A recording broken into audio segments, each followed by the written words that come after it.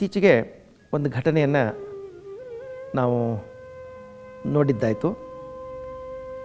ಒಂದು ಹಳ್ಳಿಗೆ ಒಬ್ಬರು ಸಂತರು ಬರ್ತಾರೆ. ಅವರು ತುಂಬ ಪ್ರಸಿದ್ಧಿಯನ್ನು ಪಡೆದಂಥ ಸಂತರು. ಅವರಿಗೊಂದು ಒಳ್ಳೆಯ ಹೆಸರಿರ್ತದೆ. ಆ ಸಂತರ ದರ್ಶನ ಮಾಡಬೇಕು ಅಂತ ಊರಿನ ಜನಗಳೆಲ್ಲ ಒಂದು ಕಡೆಗೆ ಸೇರಿಕೊಳ್ತಾರೆ. ಸಂತರು ಎಲ್ಲರಿಗೂ ದರ್ಶನ ಕೊಡ್ತಾರೆ. ಆ ಜನಗಳ ಮಧ್ಯದಲ್ಲಿ ಒಬ್ಬ ಜಿಜ್ಞಾಸು ಎದ್ಬಿಟ್ಟು ಸಂತರ ಬಳಿಗೆ ಬರ್ತಾನೆ.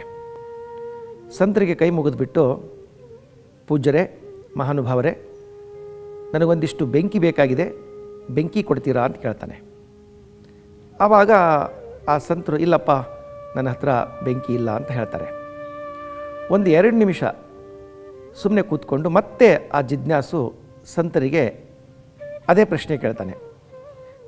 ನನಗೊಂದಿಷ್ಟು ಬೆಂಕಿ ಬೇಕಾಗಿದೆ, ಬೆಂಕಿ ಕೊಡಿ, ಬೆಂಕಿ ಕೊಡಿ ಅಂತ.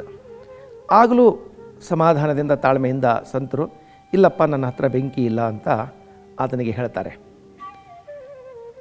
ಜಿಜ್ಞಾಸು ಅಷ್ಟಕ್ಕೆ ಬಿಡೋದಿಲ್ಲ. ಮತ್ತೊಂದು 2 ನಿಮಿಷ ಆದಮೇಲೆ, ನನಗೊಂದಿಷ್ಟು ಬೆಂಕಿ ಬೇಕಾಗಿದೆ, ಬೆಂಕಿ ಕೊಡಿ ಅಂತ. ಈವಾಗ ಸಂತರ ತಾಳ್ಮೆ ಕೆಟ್ಟು ಹೋಗಿಬಿಡ್ತು. ಸಂತರು ಕೋಪಾವಿಷ್ಟರಾದರು. ಆವಾಗ ಅವರು ಧ್ವನಿಯನ್ನು ಎತ್ತರಿಸ್ಕೊಂಡು ಆತನ ಗದರಿಸ್ತಾ, ಆಗಲಿಂದಲೂ ಹೇಳ್ತಾ ಇದ್ದೀನಿ, ಬೆಂಕಿ ಇಲ್ಲ, ಬೆಂಕಿ ಇಲ್ಲ, ಬೆಂಕಿ ಇಲ್ಲ ಅಂತ. ಆದರೂ ಕೂಡ ನೀನು ಬೆಂಕಿ ಕೊಡಿ, ಬೆಂಕಿ ಕೊಡಿ ಅಂತ ನನ್ನನ್ನು ಕೇಳ್ತಾ ಇದೆಯಾ? ಇದೇನು ತಮಾಷೆನಾ? ಇದೇನು ಹುಡುಗಾಟನ ಅಂತ ಆತನ ಗದರಿಸ್ತಾರೆ.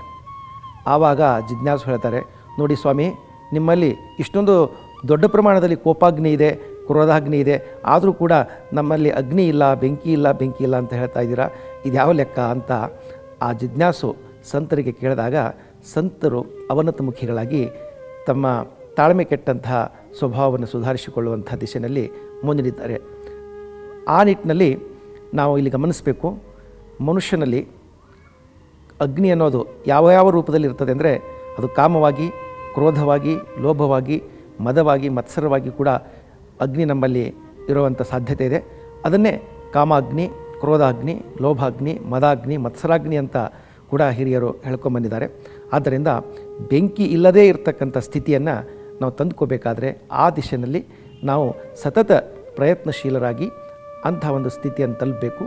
ಆಗ ಮಾತ್ರ ನಮ್ಮ ಸುತ್ತಮುತ್ತ ಬರುವಂಥ ಜನಗಳಿಗೂ ಕೂಡ ನಾವು ಸಮಾಧಾನದಿಂದ, ತಾಳ್ಮೆಯಿಂದ ಅವರನ್ನು ಸಂತೈಸಲಿಕ್ಕೆ, ಅವರಿಗೆ ಸಾಂತ್ವನ ಹೇಳಲಿಕ್ಕೆ ಸಾಧ್ಯವಾಗುತ್ತೆ. ಆದ್ದರಿಂದ ಕೋಪ ಅನ್ನುವಂಥ ಈ ಅಗ್ನಿಯನ್ನು ನಾವು ಶಮನ ಮಾಡೋದು ನಿಜಕ್ಕೂ ಅರ್ಥಪೂರ್ಣ ಅನ್ನೋದನ್ನು ನಾವೆಲ್ಲರೂ ಗಮನಿಸಬೇಕು.